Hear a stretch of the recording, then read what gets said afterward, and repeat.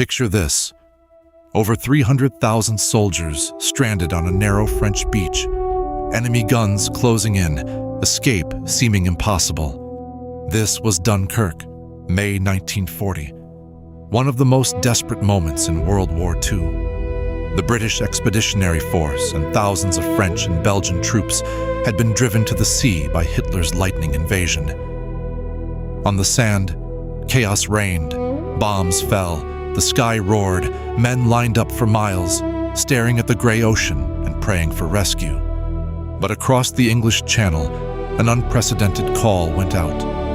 A call not just to the Royal Navy, but to every mariner, fisherman, and pleasure boat owner. This was the miracle of the little ships. Over 800 vessels, barges, fishing boats, ferries, and even rowing boats joined the Armada. Some were barely big enough for a handful of people, yet they sailed straight into a war zone. What drove ordinary civilians to risk their lives? Maybe it was patriotism. Maybe it was the knowledge that the fate of Britain hung by a thread. On the beaches, soldiers waded waist-deep in freezing surf, desperate for a place on even the smallest dinghy. Many thought it was their last day on Earth. RAF Spitfires tangled with the Luftwaffe overhead, protecting the Armada below. But every crossing was a perilous gamble. Yet, somehow, the numbers kept rising. Day after day, little ships pulled men from the shore and shuttled them to waiting destroyers. Fishermen dodged mines, teenagers piloted yachts under the machine gun fire. A pleasure boat called the Sundowner, just 52 feet, crammed in 130 men, more than twice as many as it was built for, and made it home. Altogether, over 338,000 troops escaped what Churchill called a colossal military disaster. But the miracle had its cost. At least 68,000 soldiers were killed, wounded, or captured.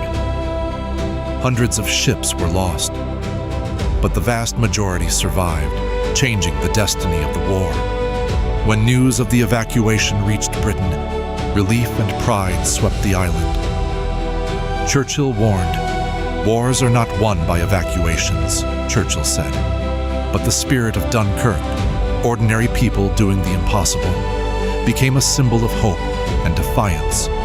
And from the Dunkirk beaches, the legend of the little ships was born, their courage echoing across history.